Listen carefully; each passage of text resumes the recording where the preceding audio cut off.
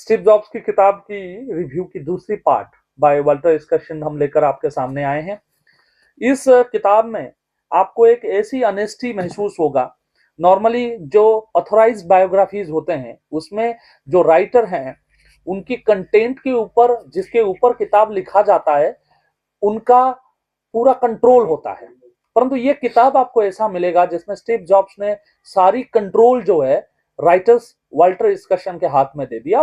Walter इसकर्शन times जो एक बहुत बड़ी मैगजीन है उसकी चीफ रह चुके हैं, बीबीसी की चीफ रह चुके हैं। तो एक रेस्पेक्टेड जर्नलिस्ट, एक रेस्पेक्टेड राइटर, आप इसको सुन सकते हैं कि मुकेश अंबानी इनकी किताब भी पढ़ते हैं। तो एक ऑनेस्टी के साथ आपको ये किताब मिलेगा। यहाँ पे कोई लाग लपीट या कोई उनकी कोई कैरेक्टर की कमी को दिखाने का प्रयास नहीं किया गया है। क्या वो जीनियस थे या एक तरीके से हम हिंदी में बोले लड़की बाज थे, इस प्रकार का एक डिबेट इस किताब में लगातार आपको देखने को मिलेगा। वो स्पिरिचुअल भी थे और उतनी ही तेजी से वो धर्म के ऊपर विश्वास भी नहीं करते थे। तो एक पर्सनालिटी की जो ऑक्सीमोरन होता है कि एक चीज वो बोलता है, एक चीज वो करता है, उस प्रकार की भी प्रवृत्ति जीनियस में भी होता है। हम नॉर्मली भारतीय जीनियसों को ये मानते परफेक्ट, सचिन तेंदुलकर परफेक्ट, अपना लिएंडर पेस परफेक्ट।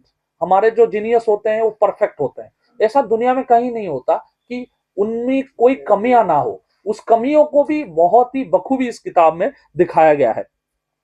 बिजनेस एक कला है, ये किताब पढ़कर आपको समझ में आएगा। जो लोग जीवन में कोई भी छोटा बिजनेस करना चाहते हैं या अपने जीवन में कुछ अच्छा करने की प्रयास करते हैं, इस किताब को पढ़ के उनको ये समझना चाहिए कि उन छोटी और कमियां से हटके बिजनेस को एक आर्ट के तरह किस तरीके से प्रस्तुत किया जा सकता है।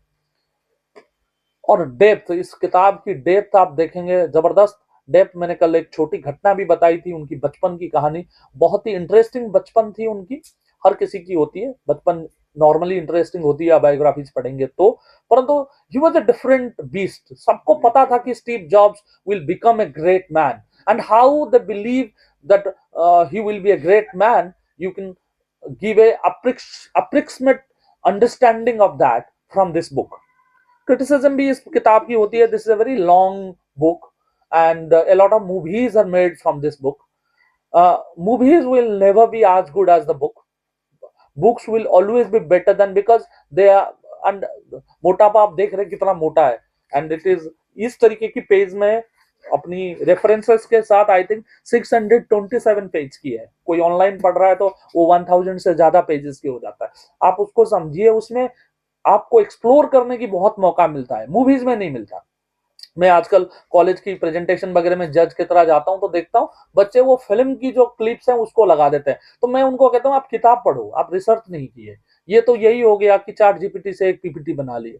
परंतु वो जो understanding of the situation, understanding of how Steve jobs, who the Steve real Steve job is, क्योंकि वो हर चीज पे गुस्सा हो जाता है, फिर वो शांत हो जाता है, फिर उसको माफ कर देता है, फिर उस आदमी पे गुस्सा कर जाता है। That is how human beings are. आप इसको करने नहीं, हमारे यहाँ कोई ऐसा करेगा दोगला है, परंतु स्टीव जॉब्स करेगा तो फैशनेबल है, उस किताब में आपको पढ़ने को मिलेगा। इसकी और एक पार्ट में भी हम रिव्यू करेंगे। आज के लिए इतना ही, नमस्ते।